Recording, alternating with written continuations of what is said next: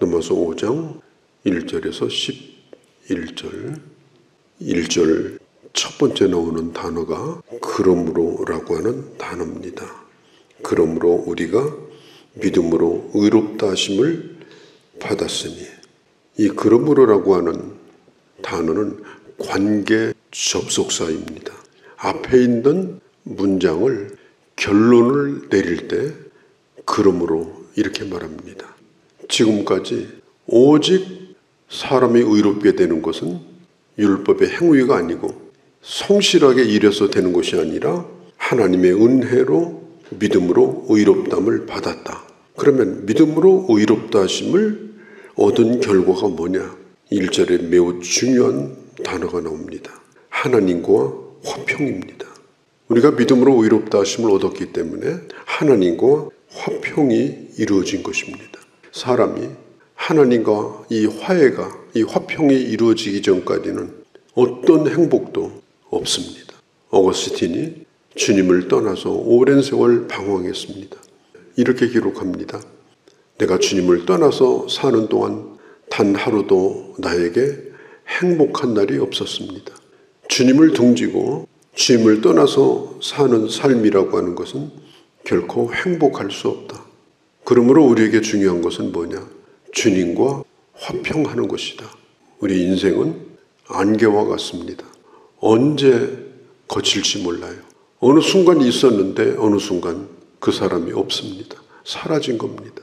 우리도 지금 안개와 같은 인생을 지금 살고 있습니다. 우리에게 가장 귀한 것이 뭐냐?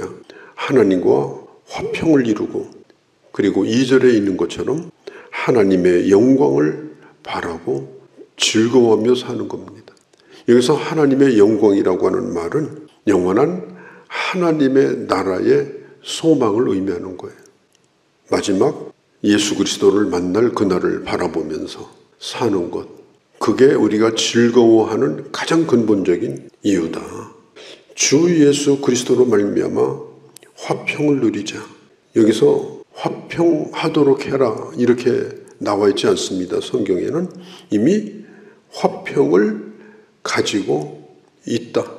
이제는 화평을 누리고 있다 하는 겁니다. 로마서 8장 1절에 예수 안에 있는 자는 결코 정죄함이 없다는 걸 우리는 알고 있습니다. 마귀가 어떻게 공격을 해와도 우리는 확고부동하게 당당하게 말할 수가 있습니다. 왜냐하면 이미 우리는 하나님의 나라의 영광을 약속받은 자고 이미 그 영광을 누리면서 이 세상을 살고 있는 자입니다. 내 인생이 끝이 나면 어떻게 될 것을 알고 사는 사람들이에요. 운동 경기를 할 때 재방송을 보는 사람은 정말 스트레스가 없어요. 이미 알고 보기 때문에. 이미 우리가 이긴다는 걸 다 알고 봅니다. 누가 몇 골 넣었다는 것도 다 압니다. 그래서 마음을 졸이거나 걱정하거나 저거 지면 어떡하나 이런 게 없어요. 우리는 살아보진 않았지만, 천국에 들어가 보지 않았지만 이미 하나님의 말씀을 통해서 그 모든 결과를 우리는 이미 다 보았습니다. 비디오로 본 것처럼 다 봤어요. 그래서 하나님의 그 나라를 우리는 분명하게 이제 바라봅니다. 내가 살고 있는 기간 동안에 많은 일을 겪을 겁니다. 어떤 때는 주저앉고 싶고 어떤 때는 돌아가고 싶고, 그렇게 해도 결코 끝내지 않습니다. 왜냐하면 모든 걸 다 알기 때문에.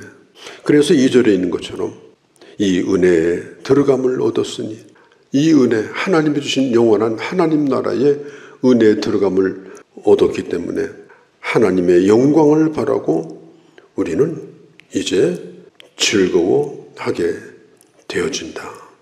2절에 보면은 믿음으로 서 있는 이 은혜다 이렇게 말하고 있습니다. 그 다음에 들어감을 얻었다. 믿음으로 서 있다라고 하는 이 말은 조금도 두려움이 없이 서 있다는 뜻입니다. 또 들어간다고 하는 이 말은 신분이 지극히 낮은 사람이 최고의 권력자 앞에 나아가는 것을 뜻합니다. 왕 앞에 아무나 서 있는 것이 아닙니다. 아들만이 서 있을 수가 있습니다. 아들이 왕 앞에서 날마다 엎드려 있고 머리를 조아리고 이렇게 하지 않습니다. 어린아이도 마찬가지고 나이를 먹어도 마찬가지고. 그래서 우리가 기도할 특권을 얻은 겁니다. 우리가 하나님 앞에 어떻게 나갑니까? 죄인이 하나님 앞에 나가는 건 죽으러 나가는 길밖에 없어요. 상대할 수가 있는 게 아닙니다. 그런데 우리는 주님 앞에 도움을 받기 위해서 나갈 수가 있습니다. 예배하러 나오고 기도하러 나오고 하나님의 은혜를 구하면서 나오고 우리는 이 부유함을 누리면서 살아야 돼요. 극빈자처럼 살면 안 돼요. 에스더가 왕의 아내였는데도 왕이 부르지 않았기 때문에 나갈 수가 없었어요. 왕비일지라도요. 왕이 부르지 않으면 왕 앞에 절대로 못 나갑니다. 에스더가 왕 앞에 나가야 되는데 자기 민족을 살려야 되는데 부르질 않아요. 그래서 하나님 앞에 여러 달을 금식하고 이제 죽으면 죽으리라. 뭐 이 세상에서 아무리 대단한 사람, 권세 있는 사람, 잘난 사람 절대로 하나님 앞에 못 나갑니다. 그런데 하나님께서 이 에스더에게 은혜를 주셔서 왕이 에스더를 받아들이고 유대 민족이 살아나는 놀라운 역사가 일어나게 됩니다. 우리가 하나님 앞에 나가게 된 것은 성은을 입은 거예요. 하나님의 은혜로 얻은 겁니다. 이제는 우리는 죽으러 나가는 것이 아니에요. 벌받으러 예배드리고 벌받으러 기도하고 아닙니다. 이제는 하나님의 은혜를 넉넉히 누리는 그런 자격을 받고 서 있을 수도 있고 들어감을 얻을 수도 있고 그 다음에 하나님의 영광을 즐거워하면서 누리는 삶을 살 수가 있게 되는 것입니다. 물고기가 낚시에 걸려가지고 나옵니다. 팔뚝만한 물고기입니다. 얼마나 뜁니까? 낚시꾼은 오늘 월척했다고 막 좋아서 난리죠. 그런데 이 물고기는 지금 물속에 있어야 되는데 물에서 나와버렸어요. 물을 떠나버린 겁니다. 이제는 살기 위해서 펄펄 뛰는 거예요. 그런데 물이 없으니까 결국은 잡혀갑니다. 하나님의 사람은 하나님의 은혜 안에 살아야 됩니다. 하나님 은혜 안에 사는 것이 제일 평화롭고 제일 좋고 은혜를 떠나가게 되면 살겠다고 발버둥 치지만 결국은 살 수가 없습니다.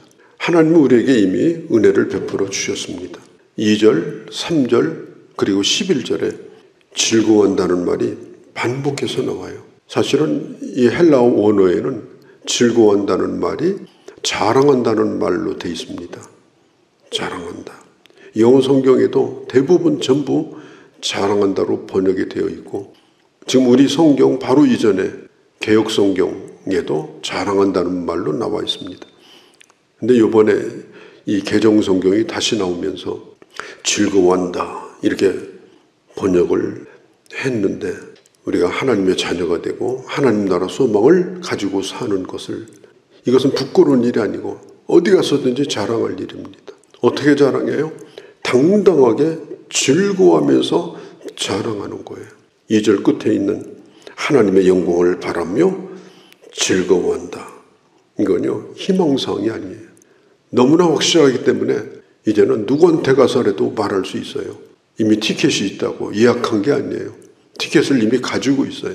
이 구절에 대해서 영국의 유명한 설교자인 신학자인 존 스타트 목사님, 저도 그분이 살아계실 때 한국에 왔을 때 그분 강연을 들으러 갔었는데 그분이 이 구절에 대해서 이렇게 설명했습니다.